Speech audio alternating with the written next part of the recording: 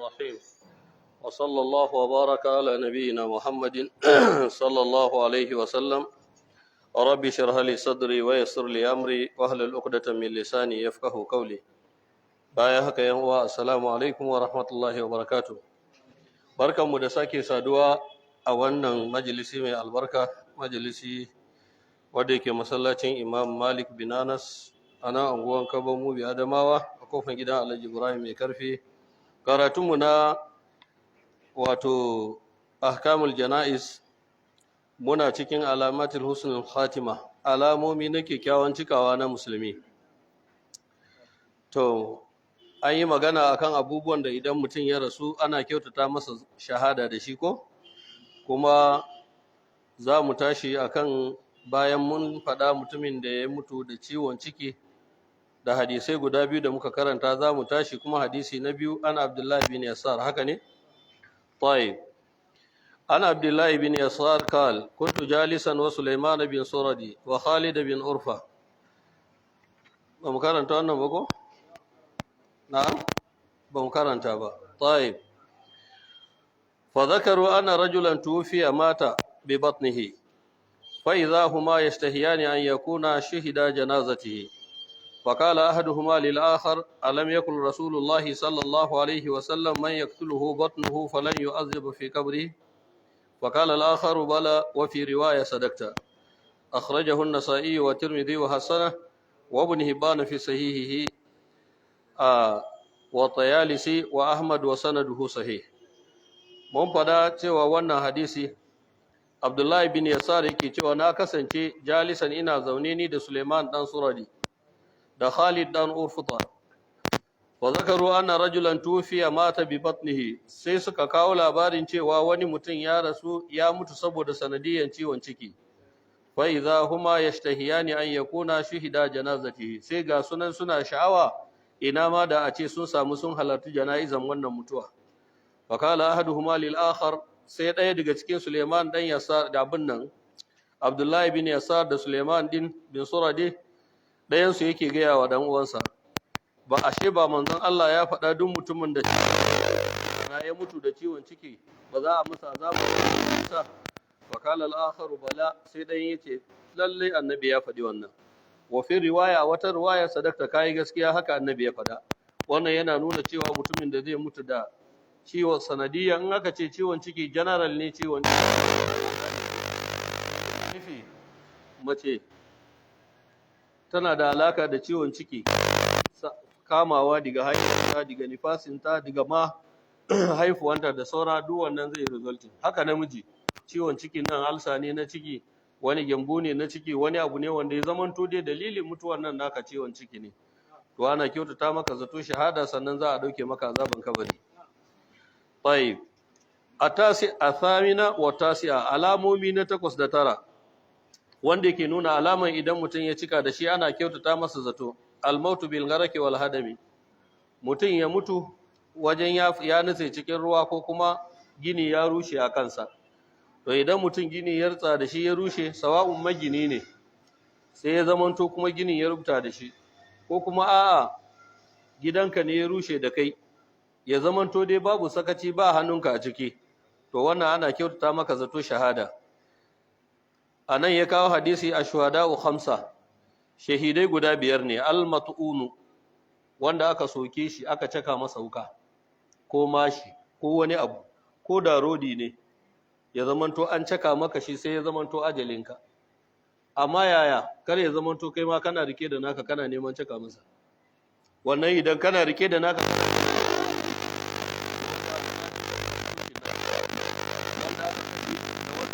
wasu suna wuta saboda manzon Allah ce izal takal muslimani bi sayfayhima idan guda biyu suka hadu da takobinsu annabi yake cewa falqatil wanda ya kashe dan uwansa wal maktul da wanda aka kashe finnari duka suna wuta qalu ya rasulullah sai suka ce manzon Allah Allah wanda ya kisa menene laifin kuma wanda aka kashe shi sai annabi ya ce innahu kana harisan ala qatl sahibihi ai da ma shi ma yana sha'awan ya kashe dan uwansa amma wancan ya masa mubadara ya fi karfin sa ne sai dai anan akwai musulmai guda biyu da za su iya haduwa da takobinsu kuma wani in an kashe shi zai shiga wuta, wani in an kashe shi zai yi shahada. Shine da wani musulmi ba ta gari zai zo na gidan kai bukaci cewa sai ya yi fyaɗe da iyalinka ko kuma sai ya kwace dukiyanka, kai ma sai ka ɗauki naka makami za ka kare kanka, to a nan idan ka kashe shi ka kashe banza, wuta zai tafi. Idan ya kashe ka kuma ka yi shahada, ko da musulmi ne wannan, saboda wancan ba a sake kallonsa da kallon musulunci, ana kallonsa da mai inna ma jaza'ul ladina yuharibuna Allah wa rasulahu wa yas'una fil ardi fasada, suna yawo ne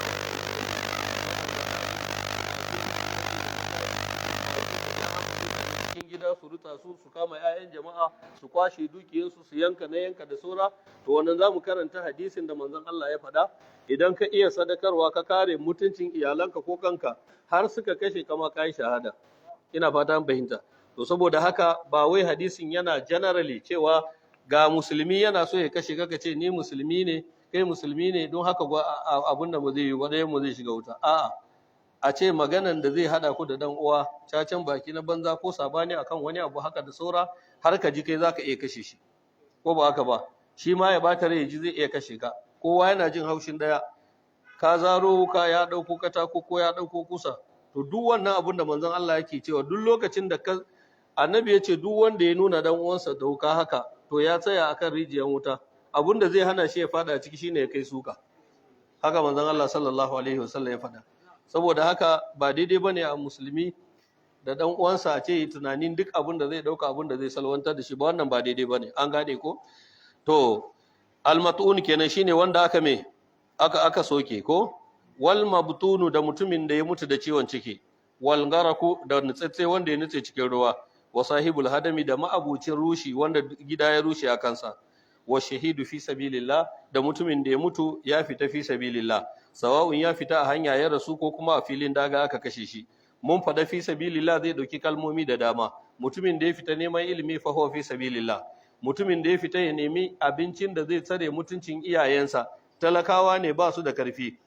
ba yanda zai yi dole sai ya yi tafiya, ya tafi Port Harcourt, ya tafi Kamaru, ya tafi nan, me kake nema? Ɗawainiya sun ma iyayena yawa, ni ne babban ɗansu ko ni ne mai karfi. To duk wannan idan har Allah ya sa ajalinsa ta cika dalilin wannan sa'i, annabi ya ce yana fi sabilillah. Haka ma mutumin da ya fita yana so ya kare wa kansa talauci, an gane ko? To shi ma yana daga cikin wato wanda zai abun nan zai mutu fi sabilillah, an gane ko? Tayyib, al-mat'un mala Hamid ya sake abun nan tunatar da ni, shi ma mutumin da ya mutu a ta'un mun fada nan, wanda ya mutu a cikin a cikin annoba. Mun fada cewa mutumin da ya mutu a cikin annoba shi ma ana kiran shi mat'un. Ina fata an fahimta. To da haka duk mutumin da ya rasu a cikin annoba, sawa'un annoba zawo ne ya barke ko wani tari ne ko irin yanda corona ya kasance da saura, duk dai in dai wannan cutan ya zamanto annoba, za a ji mutum 3-4 sun rasu kuma abun yana yaduwa da wuri. To idan mutum ya yi shahada ya mutu a ciki, shi ma ana kyautata masa zato shahada. Ina fata an fahimta. Tayyib. To bayan wannan har yanzu al'ashiru abu na 10, mautul mar'ati fi nifasiha bi sababi waladiha. Haka kuma har yanzu mutuwan wato mace fi nifasiha a cikin jinin haifuwanta bi sababi waladiha, dalilin wato dan da yake cikinta, ma'ana ta zo tana kokarin haifuwa sai ta rasu. Li hadisi Ubada bin Samit, saboda hadisin Ubada dan Samit, anna Rasulullahi sallallahu alaihi wa sallama ada Abdullah bin Rawaha, ya je ya gaishe da daga iyada, ya je ya gaishe da Abdullahi dan Rawaha. Qala fa ma tahawwaza, ay lam yatanaha wa lam ma'ana bai ma gusa daga filin kwanciyarsa ba, bai nesanci wato makwancinsa ba. Shikenan fa ma tahawwaza lahu an firashihi, bai ma yi nisa da wurin kwanciyar nasa ba. Faqala, sai ce da shi, atadri ma shuhada'u ummati, ko ka san su wane ne shahidan al'ummata? Qalu, sai suka ce katlul muslimi shahada, in aka kashe musulmi shahada ce. Kala inna shuhada'u ummati idan kalil, ashe idan sai wanda in aka kashe ne daga cikin al'ummata, da sai a ce shahidai na wannan al'umma kenan kadan suke, ba su da yawa. Shikenan sai ce na farko katlul muslimi shahada, lalle yanda ka faɗa, in aka kashe musulmi to musulmi yayi shahada. Wa ta'unu shahada, haka ma wanda ya mutu a annoba shahada. Wal mar'atu yaqtuluha waladaha, waladuha haka ma wanda ɗanta zai kashe ta ba ana nufin ɗan ya je ya buge ta ya kashe ta ba duk da ana samun haka ko da zai zama shahada amma kaga ba za mu faɗi wannan ba don ka san wasu hankalinsu baya da kyau wani zai ce to bari in kashe mama ta yi shahada ka gane ko ba wani abin da ake nufi ba na dalilin yaro ne ta mutu wajen haifuwa da sauran ana samun wannan an gane ko yace waladuha jam'a ɗanta yana tattare a cikinta ma'ana ɗanta yana tattare a cikinta ta rasu ko da har ɗan ya fita ne ta haife shi lafiya ta rasu ana samun haka shi ma shahada ce ina fatan fahimta akwai ma hadisi yace idan ta rasu ma a cikin kafin jinin haifuwanta ya yanke ya zamanto dai silar rashin lafiyanta yana tare da wannan a ce maka borin jini a ce maka jijjiga a ce jini ya barke duk dai in yaron bai fita ba wannan matsalan babu ita to sai ya zama wannan silan shine zai bata shahada an gane ko ya jurruha waladaha bi sararihi ila aljanna ɗanta zai jawo ta da me sarar shine cibiya da ake igiyan da ake yankewa da yake hada mahaifa da cibiya shine sarar to manzon Allah sallallahu alaihi wasallam ko kace sarari ko surari daga surra shi yasa ake ce surra to sarari shine wannan igiyan to annabi yace ɗanta zai jawo ta da cibiyarta zuwa cikin aljanna da izinin Allah ma'ana dalilin wannan abu za ta shiga aljanna kaga wannan akwai falalan me akwai falalan me akwai falalan aure akwai falalan haifuwa to yaya ga tambaya amma ni ban da ansa na ba da asamiyar ne idan mace ta yi zina akramakan lahu Allah ya tsare wajen haifuwa sai ta mutu ita ma za ta samu shahada to shi malam ya ce Allahu alam an gane ko a takeice muna magana akan aure na halal to haka ma idan aure na halal sai mace ta je family planning in ta mutu wannan ba shahada za ta yi ba wannan za ta shiga cikin waɗanda za a tada su wa izal mau'udatu su'ilat yaron da ta zubar sai an tambaya wasu mata saboda gaba da kiyayya ga mazajinta ga mijinta sai kaga ta je ta yi wannan kwanan nan na amsa wani tambaya aka turo mini bayan ta yi nadama ta ce sun bata da mijinta to don haka sabon kiyayya da ya sake ta kawai sai ta je ta zubar da ciki to yanzu kuma matsalan da take ciki ta rabu da shi din kuma ta tafi ta yi auren sai Allah ya hana ta haifuwa duk sanda ta yi ciki sai ya zube kaman wancan to sai Allah ya yi tunatar da ita mai ta yi shi ne take tunani anya ba hakkin wannan mutumin ba ne don bai da laifi ita ce laifinta ya za ta yi ta tuba kuma mai hukuncin yaron da ta kashe duk ta ce an gama halittar yaro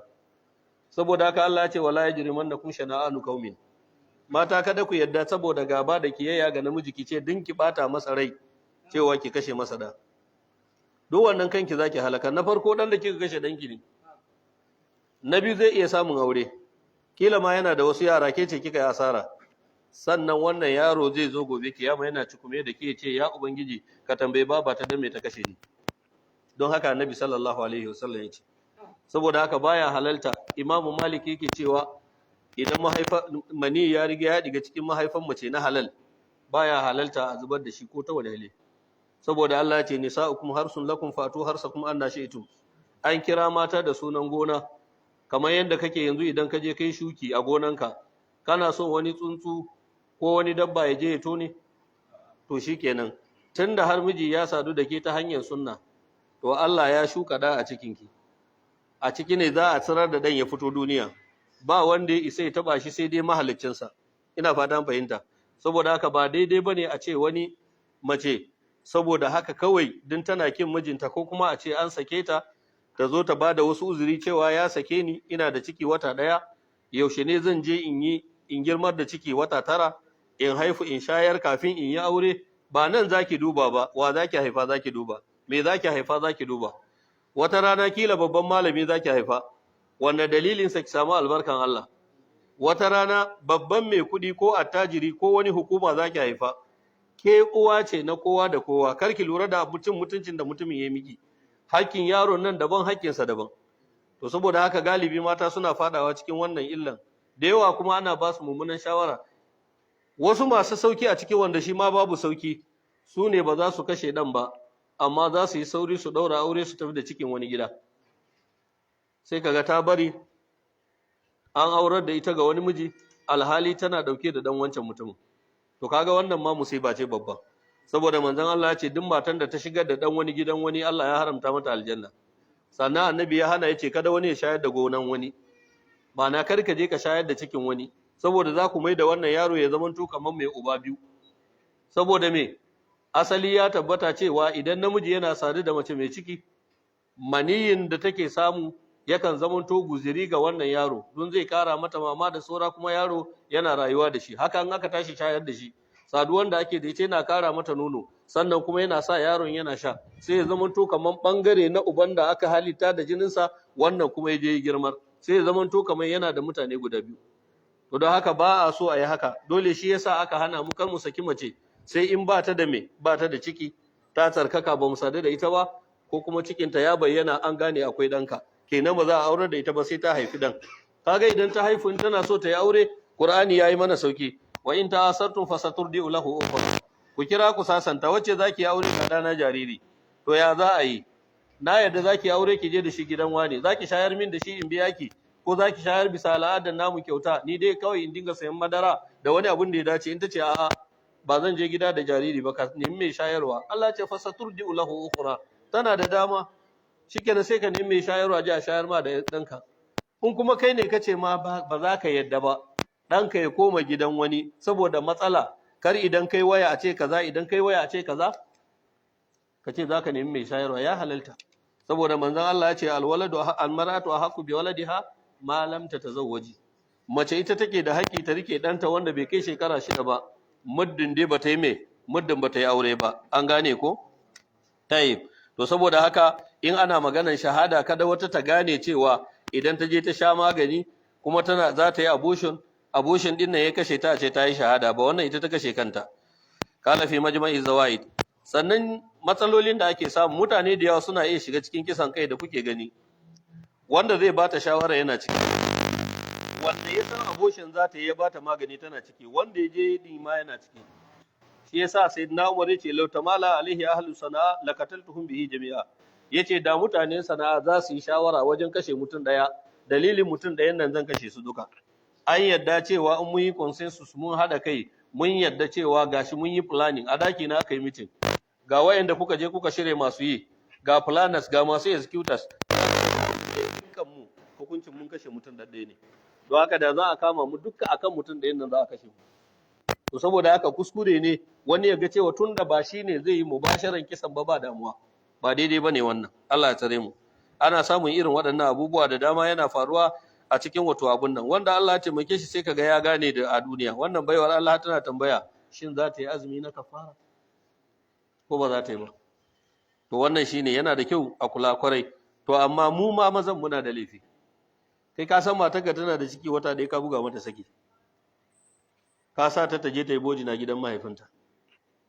kila tana makaranta ka cire ta, tana aikin gwamnati ka hana ta, yanzu ta koma na alale ma sai mata wuya. Mace mai ciki kuma da kwaɗayi, in ta ga kaɗanya ta ce tana so, taliya tana so ba, duk wannan kace ta tafi da shi, wannan haushin zai sa ba za ta iya girmama ka ba. Kuma inda gaskiya ne in ka sake ta sai ka ce ki yadda a gidana, kaga yadda ta yi wata 9 ne sai ta haifu ko yawa, na san kafin wata 9 za ku shirya, tunda shari'a yake ce la tukhrijuhunna min buyutihin, kar ku fitar da su a gidajensu, illa ayatina bi fahishatin mubayyana, sai sun zo da alfasha. To amma mu mazan abun da yake faruwa, mun sake ki tuni mun kawo mota mun kore su, mu yi wannan, to mu muke sarayar da hakokin mu. Ko da mun so mu dawo, sai ka ga ma wani dan karamin kaninta ma in ka je sai ce wannan matsayacin ne yazo ki rabu da shi, ba za ka shiga gidan ba. Wanda da zai zo ya tsuguna ya ce alhaji na wuni, na zo in je in gaida anti, kadan bashi na kashe waje daɗi, ko ba ka ba, yanzu shine zai ja kofa a fuskanka saboda yana ga kai rashin mutunci. To don haka idan ka kare haƙƙinka wanda shari'a ya baka, kana da dama akan kowa, hata akan iyayenta, saboda matarka ce, haƙƙinka ne. In ba yadda ya kare ba wanda yake da dama ya magana ciki, kuma ba wanda zai iya aurar da ita muddin tana yaddanka, tana gidanka kana iya kace na dawar da ke, ba sai da yardanta ba sai da yardan mahaifinta ba. Amma in ka riga ka sake ta je gidansu, wallahi ka sarar da haƙƙinka, ka ce na dawar da ke, ce a ina ba zan dawo ba, kuma ba yanda kai ka je za ka shiga gidan mutum a ce ba abunka ciki, a mata ta ina ai ka kore ta. Duk wannan falsafan da za ka yi ka sake abun nan, a dokanka. Don haka mu yi kokari abinda shari'a ya faɗa maslahan mu ne baki daya. Allah madaukakin sarki ya sa mu iya. Tayyib. Malam yake cewa wannan hadisi kala al-Munziri haka ne ko? A ina muke? Na'am. Ban ji ba. Akhrajahu Ahmad. Tayyib bayina. Mun gama hadisin ko? Tayyib. Sai hadisi wanne? Na'am. Mun karanta al-ashir ba? Tayyib. Shahadatu bi sarariha akhrajahu Ahmad wa Darimi wa Tayalisi wa isnaduhu sahih. Wa lahu fi musnadi. An gane ko? Yake cewa akwai wannan hadisin kuma har yanzu a cikin musnad da tarih na Ibn Asakir turkun ukhra. Wannan hadisi akwai hanyoyinsa daban-daban a cikin musnad Imam Muhammad da tarihi Ibn Asakir. Wa fil babi a cikin wannan babi game da mutuwa na shahada akwai hadisi an Safwan bin Umayya inda Darimi a wajen Imam Darimi wa Nasa'i wa Ahmad wa an Uqba bin Amir inda Nasa'i akwai hadisin kuma wajen Uqba dan Amir wajen Imam Nasa'i wa inda al-Bukhari fi tarikh akwai ma hadisin a wajen Imam al-Bukhari a cikin littafin sa Tarikh al-Kabir Qadiyatul Gharaki amma hadisin yayi magana ne akan me nitsewa shahada ta nitsewa wa ar-Rashid bin Hubaysh inda Ahmad akwai hadisin daga Rashid dan Hubaysh wajen Imam Ahmad wa rijaluhu thiqat yace duka waɗanda suka ruwaito da hadisin sanadin sa suna da kyau wa qala al-Mundhiri fi targhib Imam al-Mundhiri ya faɗa cikin littafin sa at-Tarhib wa Targhib isnaduhu hasan yace sanadin hadisin nan yana da kyau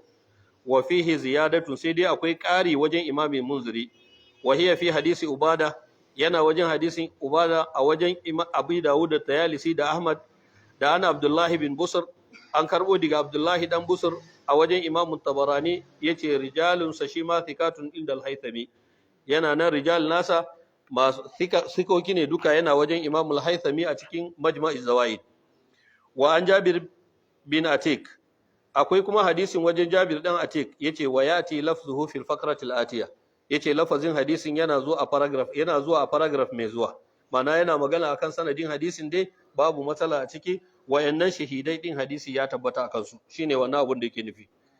al-hadiyata ashar alama ta 11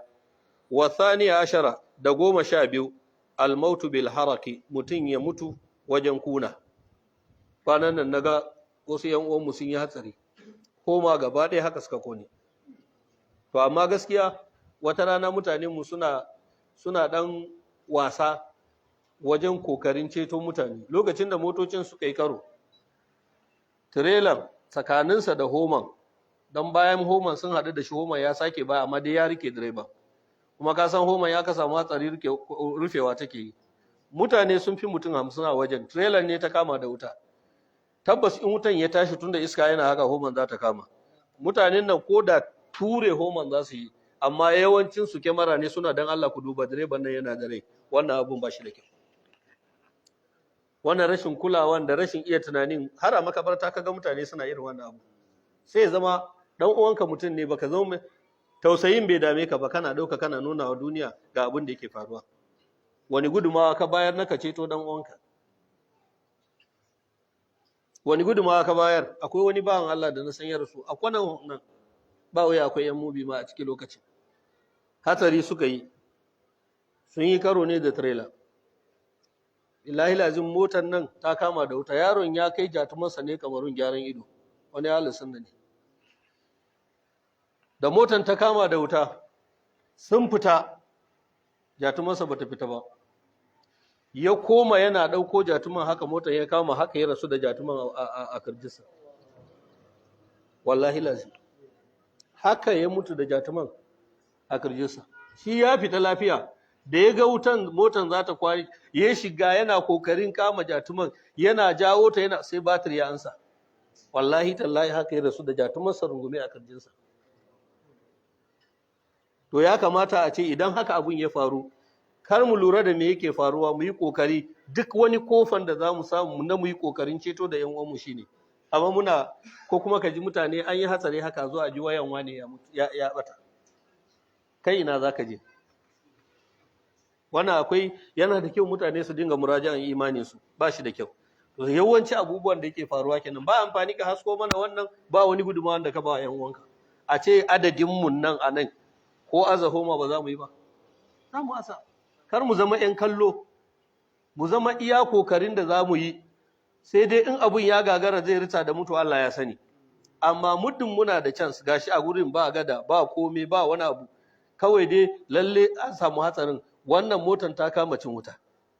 wannan kuma tsakanin su lokacin akwai distance kamar nan da bakin masallacin nan, wutan bai gama tashi ba, wani yana ce motan nan fa za ta kama, in ta tashi za ta kama wannan, in ta tashi za ta kama wannan. Kana ji ana waɗannan magana, a ce ga direban fa ko yana da rai, ga direban yana da rai da sauran, instead of sannan mutane za ka ga ana tafiya da mota, za ka ga mutane sai dai su yi hon su wuce kamar ba 'yan uwansu ba ne. Kai da kake tafiya ina kasan me kasan zai same ka a gaba, me kasan zai faru da kai a gaba, wa kasan a ciki, ko mahaifinka yana ciki ko dan uwanka ko wani naka. Kana jin daɗi za ka yi hona baka hanya za ka tafi, alal akal ku yi fakin. A wancan lokacin ko masu manyan mota wallahi in wani ya sa turuf zai janye wannan motar, ko da bayan Allah nan sun rasu amma dai an samu sauki ba su kone ba. Wani yanzu in sun kone ba za a iya identifying ga Hassan gawa ne ba, hawiyansu ba za a sani ba balle a masu ma jana'iza. Wala Allah kila sai dai in an bi wajen tasha inda ake ɗaukar list a gane wane na ciki, musamman kuma idan ya faru a kudu, inda sai an sayi makabarta, inda sai an sayi limanin da zai yi sallah wata rana, sai an sayi masu wanki. Akalla mu yan arewa da muke tafiya an san mu da kokari da saura, yana da kyau a dinga iya taimako a irin waɗannan abubuwa. Allah ya taimake mu, Allah ya gafarta musu, Allah ya sa musulman da suke ciki su ma sun samu wannan karatun da muke yi, cewa su ma a harak din Allah madaukakin sarki ya sa sun fita ne fi sabilillahi, kuma ajalin su ta same su, Allah ya ji kansu. Amma lalle mu yi kokari duk abin da ya faru mu kai gudumawa, mu kai gudumawa wanda za mu iya gurgudu. Allah madaukakin sarki ya taimake mu. To shine anan kenan yake gaya mana kan cewa lalle almautu bil haraki, haka mutumin da zai mutu da kuna, wa zatal jambi, an gane ko zatal jambi, aljambi suka ce cuta ne, kamar yadda in ka duba na batu da ya sauke kasa yace hiya waramun, waram shine kumbura, shine gembu, wani kumburi ne ya aridu fil gisha mustabtin, ka gane ko yace lil adla, wani gembo ne da yake kasance a ciki kusa da hakarkare. To anan da me kuke fassara shi malam, wani irin cuta ne?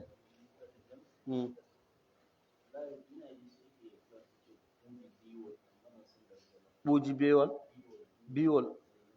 To ai sai bafulatani zai san wannan, wani bafulatanin da ya san shi da Hausa shi zai gaya mana wani cuta ake kira. Na jika to a takeice dai wato cuta ce a ciki a hakarkari, a ciki kusa da hakarkari yake fita yi kaman gembu kaman kansa, wala Allah zai shiga cikin dangin kansa, an gane ko. Yace wa fihi ahadisu asharaha an Jabir bin Atik marfu'an, yace hadisai da dama, akwai hadisai a ciki kuma wanda suka fi shahara akwai hadis daga Jabir daga Atik wanda ya dauka shi zuwa ga manzon Allah. Annabi yace ashuhada'u sab'a, can aka ce biyar, gashi mun samu kare biyu. Shahidai guda 7 ne, siwal qatl fi sabilillah, wanda banda kisa, banda wanda aka kashe shi fi sabilillah, akwai shahidai guda 7. Al-mat'un shahid, wanda ya mutu a ta'un, ya mutu a cikin me, a cikin wato annoba. Wal garaku shahid, wanda ya mutu ya nutse a ruwa ba da sansa ba. Wa sahibu zatal jambi shahid, da wannan ciwon da muke faɗa na gembu.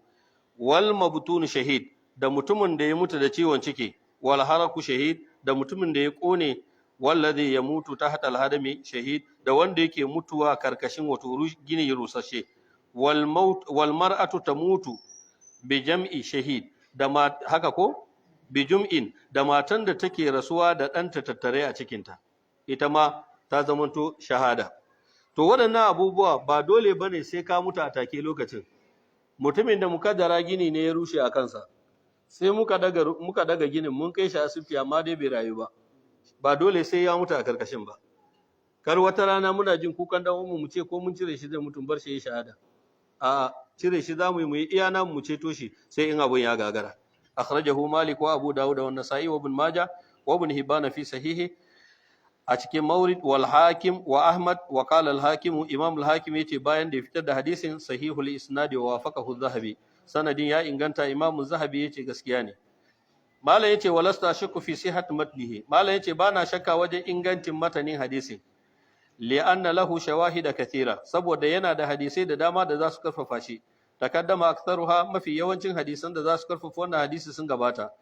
Wa rawat Tabarani min hadisi Rabi'in al-Ansari marfu'an bihi nahwahu duna zikr al-hadami. Imam Tabarani ya ruwaito da hadisin zuwa manzon Allah ba tare da ya ambaci wanda aka gini ya rushe a kansa ba. Qala al-Munziri, Imam al-Munziri yake cewa tabi'ahu al-Haythami, Imam al-Haythami ma ya ruwaito wannan kaman ya bi Tabarani. Wa ruwatuhu muhtajjun bihim fi sahih, yace masu ruwaitan hadisin duka an kafa hujja da su cikin hadisai sahihai. Yace wa rawa Ahmad, Imam Ahmad ya ruwaito min hadisi Uqba bin Amir marfu'an bi lafzin, ya ruwaito daga hadisin Uqba dan Amir da lafazi al-mayyitu, haka ko al-mayyitu min zatil janbi shahidun, mamaci wanda ya mutu dalilin wannan ciwon gembo da muka fada shi ma yayi shahada. Wa sanaduhu hasan fi shawahid, yace sanadinsa yana da kyau musamman cikin hadisan da suke karfafa wa'incan hadisan. Wa kad ja'at hadhihi al-jumla fi ba'd turkul hadis, yace turku hadisi Abi Huraira, yace irin wannan jumla na zata jambin din ya zo a da yawa daga cikin hanyoyin hadisi Abi Huraira al-mutakaddim wanda ya gabata fil khamisa cikin mas'ala ta 5. Akhrajahu Ahmadu, Imam Ahmad ya rawaito da hadisin. Wa fihi Muhammad bin Ishaq, amma akwai Muhammad bin Ishaq huwa mudallis, kuma shi mudallis ne. Wa kada ana kuma ya kawo da lafazi an, mun fada in yi ana sai yayi tasrihi da tahdisi. Wa hadisi Jabir bin Atik, haka ko al-mar'a anifan, hadisin Jabir dan Atik wanda ya wuce dazu, al-mar'a anifan wanda ya wuce dazu, an gane ko. Athalisa ashara, alama na 13, al-mautu bida'is salli, mutuwa da cutan fuka shine salli, TB, an gane ko. Idan mutum ya mutu da cutan fuka, cutan TB, to ana kyautata zato shi ma insha Allah zai samu shahada. Duk wani abun da yake da alaka da fuka wanda zai lalata ma koda, ko ya lalata ma lungs, ko ya kumbura shi ya zamanto ya tsamar da kai ya zamanto ba yadda yake, to ana kyautata zato mutum zai samu shahada yanda hadisi ya nuna. Amma wannan baya nuna yanzu ana samun maganinsa, da maganinsa iya da wuya wajen jurewa. Wani sai ka jera watanni kaza kana yi, wani sai ka jera watanni kaza kana allura, wani sai ya ce ya gaji. A'a, kai idan kai ka ɗauki akhasta bil asbab, domin cuta ne wanda aka sani ba kai zaka duba ba, zai iya raba iyalanka, zai iya raba yaranka, zai iya raba wasu musulmai. To saboda haka kai kokari, in har ajalin ne to gashi kana da shahada. Allah madaukakin sarki ya taimake mu.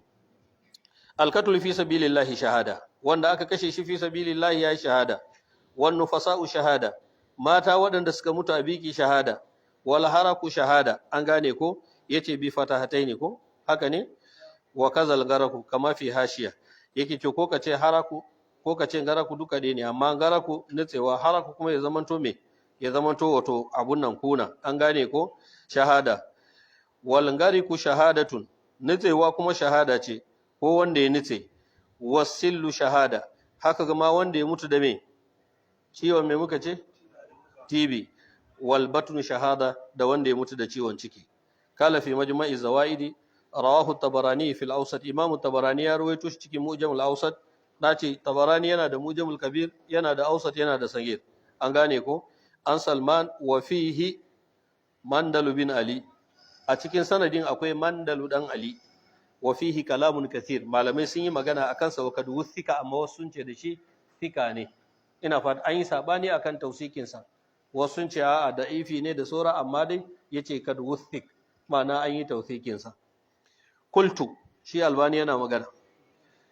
lakin yashhad lahu hadith Rashid bin Hubaysh, sai dai yashhad lahu hadisin Rashid dan Hubaysh zai karfafa wannan hadisi, tunda yin sabani kan Mandal bin Ali, an gane ko. Alladhi sabakat al-isharatu ilayhi, wanda nuni ya wuce gare shi fil ashira, alama ta 10. Fakad zada fi Ahmad fi riwayatin lahu, an samu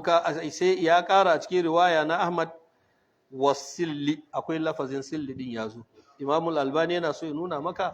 tabbas maganar mutuwa da cutan TB hadisin ya tabbata cewa wanda ya mutu da shi zai yi shahada. Yace wa rijaluhu muwaththaqun, ko kuma ay muwaththaqun, kuma rijal na hadisin duka an inganta su wa hasanahu al-munziri kama sabaka imam al-munziri ya inganta ya hasana hadisin kamar yadda ya gabata walahu shahidun akhar kuma akwai wani hadisin da zai sake karfafa shi fil majma'i a cikin majma'i shi ma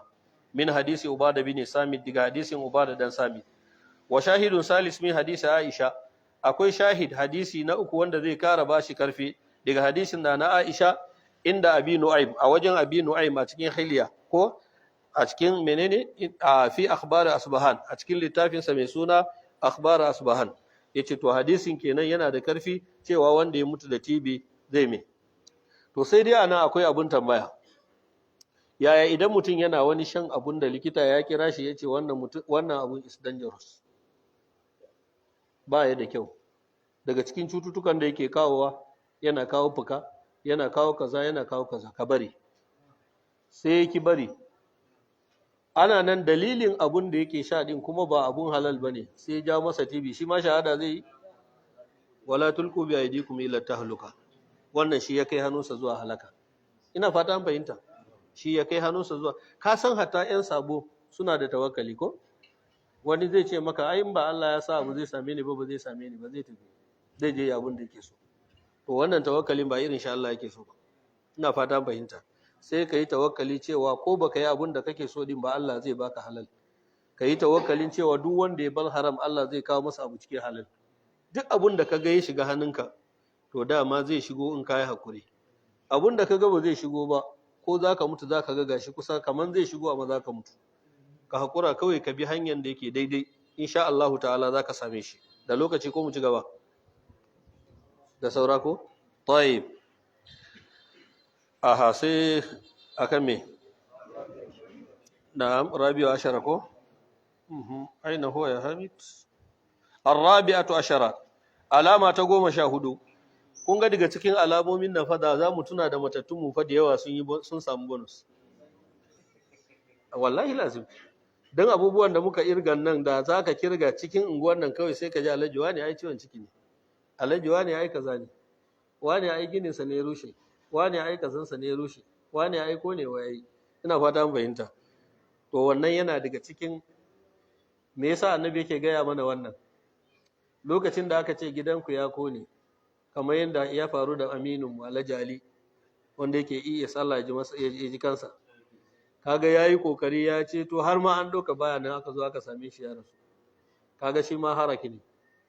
to irin wannan bayan ka ji zafin rabuwa da shi idan ka tuna da wannan sai ka ji ka nutsu saboda ko ya kara rayuwa zai mutu ina fata fahimta to irin wannan yana kwantarwa mutum hankali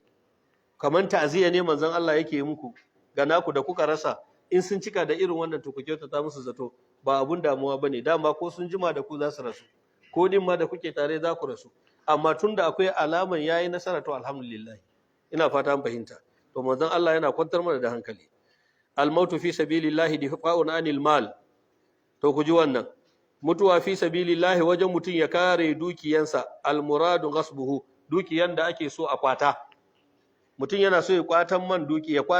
kwatan man dukiya wa fihi ahadithun akwai hadisai a ciki man kutila duna malihi duk wanda aka kashe shi dalilin kare dukiyansa wa fi riwaya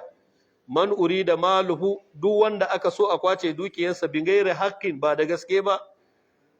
ba da gaskiya ba ba da haƙƙi ba faqatala sai yayi yaki fa kutila aka kashe shi fa huwa shahid wannan yayi shahada an gane ko mutane ne sun gane ka je banki ko kuma sun gane ka sayar da dabbanka dan da mutane suna haka kiwon jama'a suke da sun ga dabban sun gane ka tafi son yau sun gane ka je tike an jima sai dai ka ji kafa mutane da dare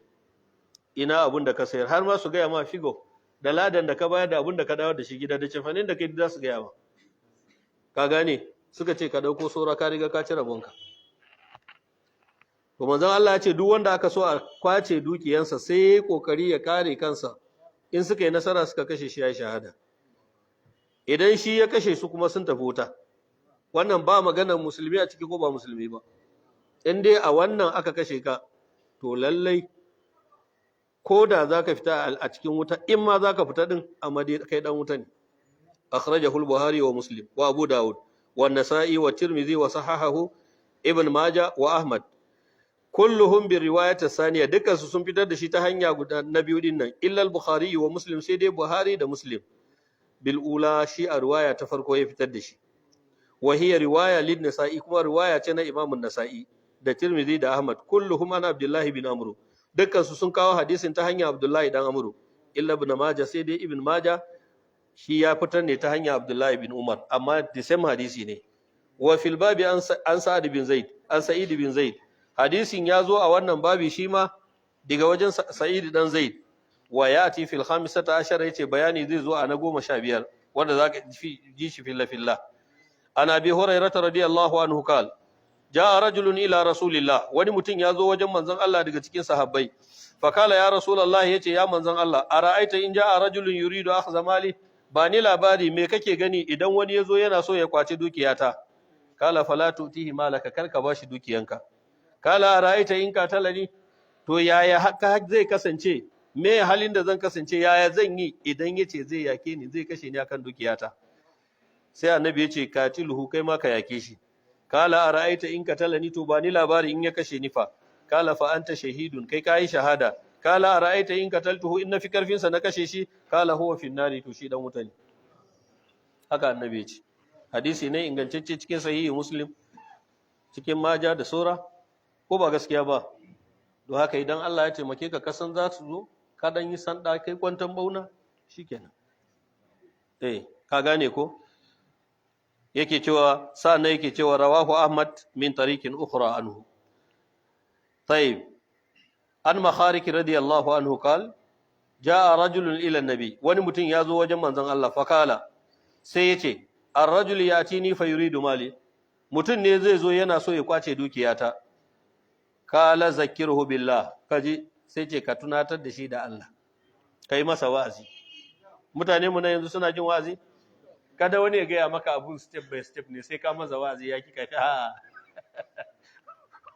wannan wanda ya zo da hannu sai dai tsabar naushi zai cika ka da shi ne, wanda sai ka ce wane ka ji tsoron Allah, dukiyata ce, kana dan baya baya, ko ba haka ba. Amma duka in zaka iya idan ka arce fa, maimakon ku yi gumurzun ko ya kashe ka kashe ka, amma ka san kafanka zai iya tsira da kai, fato rungumi dukiyanka kai gaba. Ina fata an fahimta, inda ka san zaka iya kubuta, amma wata rana za a rutsa ka ne babu hanya ko. Kala fa illam yuzakkar, idan kuma ba tunatar da shi ba, ko kuma an tunatar da shi bai wa'azantu ba fa. Kala fasta'inu alaihi man haulaka minal muslimin, ka nemi taimako waɗanda suke gefenka da musulmai. To nan fa jama'a makwabta sun shiga ciki, an zo sai aka ma text, wani yana neman taimako, yana matsala, gashi. To duk hanyoyin da zaka iya taimakawa da karfinka da experience naka, ka kira masa jami'an tsaro, ka kira masa yan banga, ka kira masa kaza, ta yanda dai zaka taimake shi. To annabi ya ce a nemi taimako da duk musulman da suke kewaye da kai. Kala fa in lam yakun hawli ahadun minal muslimin, idan ba wani musulmi kusa da ni, a kewaye da ni. Kala fasta'ina alaihi sultan, ka nemi taimako da shugaba. Kala fa inna sultan, idan shugaba ya nisa da ni, wa ajjala alayya, kuma sai ya gaggawa zai yi atakin dina. Kala katil duna malaka, sai annabi ya ce kai yaki don defending dukiyanka, don ka kare dukiyanka, hatta takuna min shuhada, har sai ka kasance daga cikin shahidan lahira, shuhadaul akhirati, ka kasance daga cikin shahidai na lahira. Aw tamna amalaka, ko dai ya kashe ka zama shahidai a lahira, ko kuma ka sa shi gaba, ko ka kashe shi, ko ya gudu, dukiyanka yana hannunka. Kenan jama'a, duk waɗannan abubuwa zaka bi shi. Ma'ana abin da ake hadisin, abin da yake so ya nuna maka, in akwai time da zaka nemi mutane, to ka nemi taimako a zuwa kama maka shi. In kuma har yanzu matsi ne kawai, yayi ma text yau, yayi ma waya gobe, yayi ma kaza, yana ma barazana, sai ka sanar da jami'an tsaro, kaga an samu wajen sulhu. Idan abun ya gagara har yayi atakin ɗinka, to wannan shine, in zaka iya kare kanka ka kare, in ba zaka iya kare kanka ko kuma to wannan. Amma sai dai anan akwai magana da malamai suke faɗa. Idan ya rita ka kai hannu salim alim kake, ba makami ba komai, an taba faɗa da wanda yake da makami? To nan ne, saboda akwai abun da ake tunani. Misali shi yana da makami, kana da makami, and you are well trained, a naka azumcin kana kyautata zato wannan dai inda za mu aje wannan da karfi ba zai yi min ba ba zai yi min komai ba to don haka ina gani zan iya da shi ka fi kyautata zato saboda experience naka a nan ko kuma kun kai biyu ko kuma ka samu taimako to wannan za ka yake shi amma idan yakini kake da shi tabbas ya tabbata a gare ka cewa wannan ko bai da komai ya fi karfinka ba za ka iya fada da shi ba balle yana da shi zai kashe ka ne kawai to kar ka yi yunkurin kashe shi kar ku yi yunkurin fada da shi saboda nan kaman ka aukar da kanka cikin halaka ne amma wasu malamai sun ce in dai dun dukiyanka ka rike yana dukanka yana saranka sai da ya kashe ka ce ka yi shahada ina fata an fahimta to amma tun da ka ji annabi ya ce qatil ya nuna kana da karfin mukatala kana da karfin wannan idan baka da karfin wannan bai kamata kai ba an gane ko akhrajahu an-nasa'i wa ahmad wa ziyada lahu wa sanaduhu sahihi ala shart muslim al-khamis ashar ko lokaci yayi to sai mu tsaya akan khamisata ashar na 15 طيب na'am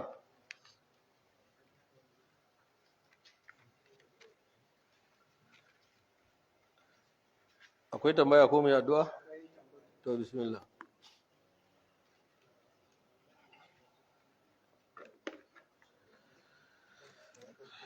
mai wannan tambaya yana cewa akwai ko wannan ne zan tafi da shi gida okay akwai wani kai malam karanta mai ma afdal mai wannan tambaya yana cewa assalamu alaikum malam akwai wani dan uwa wanda yana halartar waɗannan karatuttuka kuma yanzu haka Allah ya mishi rasuwa a Kamaru kuma ya nitse ne sanadiyar ya nitse a kogi ne wannan ne ya zama sanadiyar mutuwar shi kuma sai bayan kwana uku aka san cewa ya rasu sunan shi Muhammad Musa. to muna fata ubangiji ta Allah ya rubuta masa shahada wannan hadisin ya tabbata a kansa Allah madaukakin sarki ya gafarta masa Allah ya ji kansa da rahama Allah ya sa ya huta amma an samu yi masa sallah to masha Allah to Allah ya gafarta masa Allah ya karbi shahadarsa insha Allah na'am wannan tambayan kuma yana cewa assalamu alaikum malam Allah ya kara wa malam lafiya malam menene hukuncin wanda yake yaki ba don addini ba menene hukuncin annabi sallallahu alaihi wa sallama ya faɗa duk wanda ya yaki saboda kalman Allah ya ɗaukaka kuma mun faɗa sai ya cika da sharaɗinsa to wannan shine fi sabilillah to don haka duk wanda ya yaki saboda kabilanci wannan ba zai zamanto yaki na gaske ba sai dai akwai abu guda wanda ba za ka iya ɗauka shi ka sa shi akan yaki ne na duniya ko wani abu ba yanzu nan garin Mubi muna da tsari wanda muna karkashin gwamnati ko to idan da wasu mabarnata suka zo dan su cutar da mutane Mubi yakin da ake yanzu na a kare al'umma ne sawa'un musulmi ne ko ba musulmi ba a kare rayukansu da dukiyarsu to sai ya zamanto sojojinmu da 'yan sandanmu da waɗanda za su yi su kare mu wannan daidai suka yi saboda haƙƙinsu ne su yi difa na hukuma a wancan lokaci amma duk da haka su ma ana so su kyautata niyya da cewa suna so su kare 'yan uwansu su kare mutuncinsu da dukiyarsu to wannan duk wanda ya kyautata niyya Allah zai ga abin da ya mutu akai amma haka kawai mutum ya je ya shiga wani yaki wanda yake ba abun nan ba daidai bane yaki ba abun so bane annabi da kansa yace la tatamannu lika aladu kar ku yi fatan haduwa da abokanan gaba kullum yaki shine zai zamanto final solution sai ya zamanto babu hanyar gyara ba hanyar sulhu sai haka kafin a yi shi kuma sai ya tabbata kan musulmai sun hadu an ga wannan shine iyakan solution kafin a ce za a yi mutum ɗaya baya ɗaukan decision ya yankewa musulmi komai yawan mabiyansa komai yawan tasirinsa na wannan tambayan yana cewa assalamu alaikum malam alaikum salam malam muna barin addu'a a gare ka da sauran yan uwa baki daya malam wani dan uwan mu ne aka kama shi yana hannun yan garkuwa da mutane da fatan Allah zai fitar da shi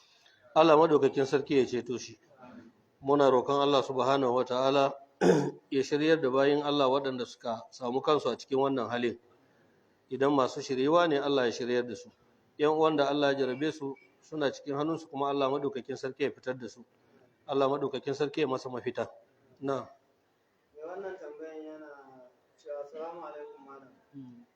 Allah gafarta malam akwai irin virus wanda turawa ko yahudawa suke inventin kerawa a laboratory kuma suna amfani da shi a lokacin yaƙi da ƙasa sai suke sake wannan gubar domin mutanen wannan ƙasan su mutu kuma su samu na ƙasa su wayannan mutane shin wannan ma na cikin wannan annoba da mutum ai duk cuta ba a duba sababi ka fahimta ba a duba sababi menene sawan virus ne wanda aka yi creating nisa a laboratory mu dauka corona kaga an yi ta sabani akai wasu ce a wayannan ne suka kirkiro wayannan ne suka kirkiro wayannan ne suka yi kaza in dai ya riga ya zamanto annoba har mutane suna mutuwa doki maganan cutan AIDS cutan AIDS galibi an tafiya da cewa da babu shi mutane suka kirkiro shi to amma sai ya zo ya zamanto cuta ne wanda yake wahal da mutane misali to idan ya zamanto annoba wanda har ya fi karfin ba za a iya controlling ba yana yaduwa da wuri kuma mutane suna mutuwa ya riga ya zama annoba ya zama ta'un ai akwai wani ta'un da aka taba yi dalilinsa yaki ne aka yi da aka yi yaki sai aka kashe mutane da dama a Basra a lokacin kwa Iraki Ibn Kasir da yake hikaito maganan dalilin da'un din gurbatan yanayi ne me ya gurbata yanayi yace kana zaune a nan zaka ga shaho ya wuce da kafan mutum sai dai kaga kafan mutum ya fadi to don haka wannan gawarwaki da suke zube ba abin ne su ba da suka rube sai aka samu pollution da yayi polluting abun nan gaba ɗaya na abun nan sai ya haifar da wani cututtuka wanda ya zama da'un wanda mutane suka dinga mutuwa kaga yanzu dalilin yaki ne gawarwaki ne wanda ba abin ne ba da suka rube gaba ɗaya ya haifar da wani cuta sai ya zama to iskar da mutane suke shaka na cikin ɗaki da gida gaba ɗaya jawin ya lalace sai ya samu ya haifar da cuta kaga yanzu dalilin yaki ne so ba bambancinsa da wanda wani ya creating ina fatan bayinta in dai ya riga ya zama to annoba har mutane suna mutuwa mukaddara la samahalla wani je ya samu wani kamfani na fiya wata misali ya injectin masa allura sai ya zama to mun saya kowa ya sayi bare da gudawa mutum 4 5 suna kafin a ce kobo kafin a gane abun cewa akwai abun da yake kawo wannan abun ya zama annoba ku ya zama muku shahada na wannan tambaya ce assalamu alaikum alaikum salam Allah ya ji kan iyaye Allah ya kara sani amin malam tambaya ta dangane da idda in mutum ya saki matarsa sai ta ce ba za ta yi idda a gidansa ba to menene ita hukunci to na farko in ta fita akan za ta yi da gidan iyayenta ka'ida wannan ta saba Allah sai dai in akwai maslaha wanda aka gani cewa barinta a wurin ba shi da amfani ta zo nan kuma za a tsare dokokin Allah babu laifi amma ya zama to kai karkare da hannunka in ta ce ba za ta yi idda ba za ka iya rike ta ba sai ka barta ta je gidansu to matsalan din na in ta je gidansu matsalolin da ake samu ba za ta kare dokoki ba don an ce an sake ki kuma yadda bai kare ba baya nuna cewa kina kan yancin kanki ba saboda mijin nan yana da dama ya dawar da ke kuma har yanzu baki da dama ki hira da wasu da saura ko kowa ya ganki yadda ya kamata ba to galibi idan suka koma gidan suna aje himar suna fita yadda suke wani ma suna fara zance har ya zo ya zamanto kai mijinsu da kake so ka mai da ita din sai ka zo ka sake shigan layi ta ce maka tana hira da wani ka jira ya tafi sauran yadda ka wata biyu fa to kaga wannan haramun ne duka to amma iyaye ne ba sa taimaka mana wannan idan da mukaddara iyaye lokacin da aka saki yarsu sai ta dawo gida sai su nemi attention namiji ga wacce ta zo kai ka turo ta baba na ba ta takarda to babu laifi amma dai ka san tsarin shari'a akwai ce ba ina tilasta maka bane ka rike ta matsayin mata ba bata da hakkinta in ba za ka iya kula da ita ba zan kula da ita don ba zan lamunce maka ita a gidana idan ta zo ba ta da aurenka cewa ba za ta kula wani ko wani ba zai ce yana son ta ba amma idan tana gidanka zai kare in tana da ciki za mu gane in za ta yi tunani ko za ka yi tunani ko sakin ya zama to mata punishment to iyayen ya kamata su haɗu da iyayen miji da iyayen mata su haɗu su sa dole su bi doka to in dai wannan saki dai ne ko biyu wallahi kafin ta gama yadda sai sun shirya wallahi in kuma ya riga ya fita a zuciyarsa inda za ka gane abun hankalinku zai kwanta za ta iya wata 3 din bai kula da ita kuma a tattara kayanta a koma to ya haƙura da ita kenan nan kuma ba a sake jin tsoron zai fituntu da ita ya bi ta gida. Wannan abun ya faru da wani malami, ya zama abun tausayi. Ya saki matarsa, amma shi tunaninsa wai zai mata wa'azi da saki. Ashe ita kuma Allah take a sake ta. Kuma ka san matanmu na gauye, ana ba ta takarda sai ta gudu da shi zuwa gida. Babanta da ya gane sai ya karbi takardan ya aje. Shikenan ana nan malamin yayi da rai, ya ga abun da ya kaman ba wanda ya kula da shi. Yarinya ta je ta samu gramazol ta kona filinsu da dama, ta yi sauri ta shuka gyada ya kai mudu 20, kuma malam baya so matarsa ta yi noma. Kawai sai ya ce ke kuma ya aka yi haka, sai ta ce ai baba ya karbi takarda ma. Ce kai abun har yayi nisa ka? Ce to yanzu ya za a yi, ni fa ina so mu shirya, to yanzu za ka yadda in je gona, na yi noma fa. Shi noma kuma? To ka bari mana kai kan in na tone gyada na sai in dawo. Kai ka ce wani na dawar da ita sai Allah ya mantar da shi wannan. Ashe yarinyar duk dabara take, ta ci gaba da nomanta, yadda yana karewa shi yana wa'azi, sai aka zo aka bashi takarda. Aka ce akwai daura aure misali a ce a kofan gidan Malam Hamidu. Da ya karanta haka ya faɗa sai ya fara tunani wace ce bazawara gidan Malam Hamidu. Shi dai ya hakuri. Da aka sanar can dama da ɗan kekensa sai ya ɗauka yana tura, tun yana hawan keken da ya fara kallon kofar gidan surkinsa dai sai ya tambayi wani yaro, ni kan ba waye zai aure a gidan can? Sai yaro ya ce akwai wata bazawara, wata wani mata malami haka kaza kaza kaza, kira sunanta sai ce to. Da ya gefe akwai itacen durmi yana kallon kofar da ya jingina keke, a nan bacci ya dauke shi, ka kira nasa. Me yasa wannan? Me yasa wannan? Kai ne kai wa kanka. Ka gane ko? Ba kar kai horo da takarda malam. Hanyoyin horo suna da yawa wallahi ba takarda ba. In dai ka sake to ka sarayar da hakinka. Subhanakallahu. Ko na karshe. Akwai tambayar shi da biyu. Yake cewa shin mutumin da ya mutu sanadiyan ciwon ciki shi ma wannan ya yi shahada ne, kuma yana son malam dan Allah. Ni ma Allah madaukakin sarki da kaso ne don shi so ka, haka annabi ya ce a gaya mutane. Shi ma ya shahada. In dai har ciwon ciki ne. Ciwon ciki bala'in ciwo ne, mugun ciwo ne da kake gani. Duk wanda Allah ya jarabe shi da shi zaka ga ya wahala, musamman namiji baya jima da shi.